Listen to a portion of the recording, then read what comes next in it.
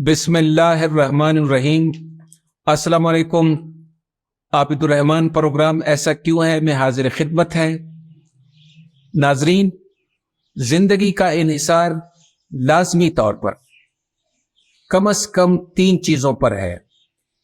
میں نے کہا کم از کم، اور یہ تینوں چیزیں باہم مربوط اور ایک دوسرے سے جڑی ہوئی ہیں۔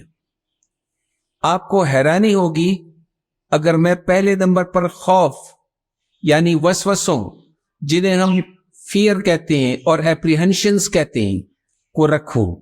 جی ہاں، خوف، اور کہوں کہ انسانی زندگی کا دار و مدار خوف پر ہے۔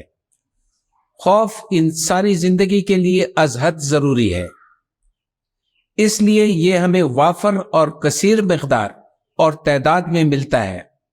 مثلاً اگر ہم ایک بہت ہی محفوظ اور آئیڈیل جگہ پر بھی بیٹھے ہوں تو بھی تھوڑی دیر بعد نامعلوم خوف، وسوسے اور اندیشے ہمارے سروں پر منڈلانے لگتے ہیں، یعنی ہمیں خوف کا ہلکا سا احساس ضرور شروع ہو جاتا ہے۔ فطرت نے ہمیں خوف میں رکھنے کے لیے بے شمار فائدے رکھے ہیں، بلکہ خوف کے بغیر کوئی شخص مکمل ہو ہی نہیں سکتا، کیونکہ خوف ہی ہماری بقا کا ضامن ہے۔ مثلاً اگر خدا نخواستہ، یعنی کہ میں اپنی بات کو ابھی ثابت کرتا ہوں کہ اگر خدا نخواستہ کوئی شخص پاگل یا فاتر العقل ہو تو وہ بے خوف ہوتا ہے، یعنی جو شخص جتنا زیادہ پاگل ہوگا وہ اتنا ہی بے خوف ہوگا، لیکن وہ نامکمل بھی ہوتا ہے، اور اس لیے گھر والے اسے اکیلا باہر نہیں نکلنے دیتے، یا پھر ہاتھ سے پکڑ کر اسے ضروری کام کے لیے گھر سے باہر نکالتے ہیں۔ جی ہاں، اسی طرح ہوتا ہے۔ ناظرین، دوسرے نمبر پر انسانی زندگی کا انحصار خواہشات اور امیدوں پر ہے۔ مثلاً اگر ہم خواہشات اور امیدوں کو بالکل ترک کر دیں تو ہم میں اور مردہ شخص میں کوئی فرق باقی نہیں رہے گا۔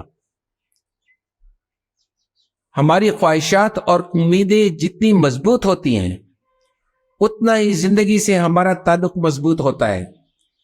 البتہ خواہشات اور امیدیں ہمیشہ حقیقت پسندانہ ہونی چاہیے، ورنہ پھر یہ ہمیں دکھ دیتی ہیں۔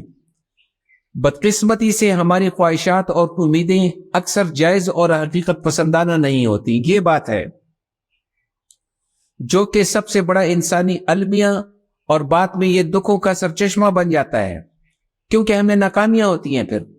لیکن امیدیں اور خواہشیں تو رکھنی ہیں، ورنہ بڑے بڑے کام تو درکنار۔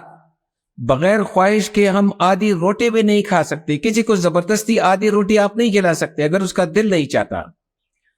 اور ہم جو محنت اور جدوجہد کرتے ہیں، جس کے نتیجے میں ہم بہت زیادہ بے آرامی اور تکالیف بھی جھیلتے ہیں، یہ سب انسانی خواہشات اور امیدوں کے شاخسانے ہیں۔ لیکن یہ ہے بہت ضروری، کیونکہ یہ انسانی خواہشات اور امیدیں ہیں جو انسان کو ٹک کر اور چین سے نہیں بیٹھنے دیتی،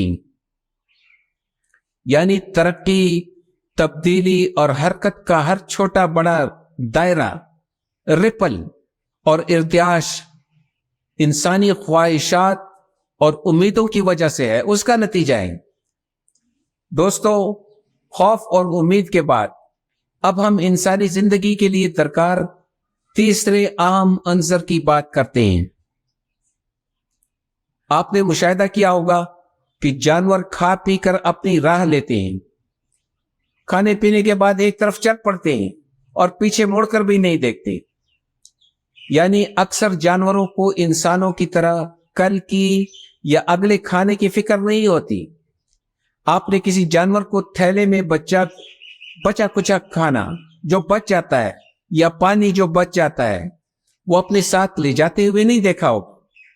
ہاں، سوائے چیونٹیوں کے یا چند دیگر سپیشیز کی، جبکہ انسانی ضروریات وہ تو لامحدود ہے، لا تعداد ہیں۔ کیونکہ انسانوں کو ہر وقت کل کی اور اچھی سے اچھی زندگی کی طلب اور جستجو رہتی ہے۔ اس لیے خوف اور امید کے بعد انسانی زندگی کا دارومدار پلاننگ، منصوبہ بندی اور چیزوں کو محفوظ کرنے اور بچا کر رکھنے پر ہے۔ ناظرین، اب ہم انسانی زندگی کے لیے درکار ان تینوں اہم چیزوں کو مربوط کر کے دیکھتے ہیں، جوڑ کر دیکھتے ہیں۔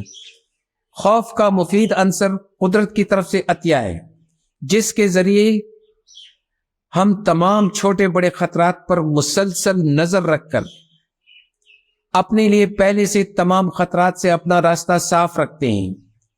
اس لیے خوف کے سائے ہمیشہ ہمارے سروں پر منڈلاتے ہیں، جس طرح میں نے پہلے بھی کہا تھا۔ اسی طرح پلاننگ اور منصوبہ بندی کے ذریعے انسان مسلسل زندگی کو بہتر سے بہتر بنانے میں کامیاب رہتا ہے۔ البتہ پلاننگ کا یہ مطلب ہرگز نہیں کہ ہم دوسروں کا حصہ بھی کھا لیں، جس طرح بدقسمتی سے دنیا کا چلن بن گیا ہے، کیونکہ یہ سپورٹس مین سپرٹ اور انسانی بھائی چارے کے خلاف ہے۔ اسی طرح انسانی خواہشات، امیدوں اور خوابوں کے بغیر انسانی زندگی کا تصور محال اور ناممکن ہے، کیونکہ جب شدید مایوسی میں بھی ہمیں امید کی ایک چھوٹی سی کرن نظر آتی ہے تو ہم نئے جذبے سے اپنی طاقت مجتمع کر کے اپنی تگ و دو اور کوششیں شروع کر دیتے ہیں۔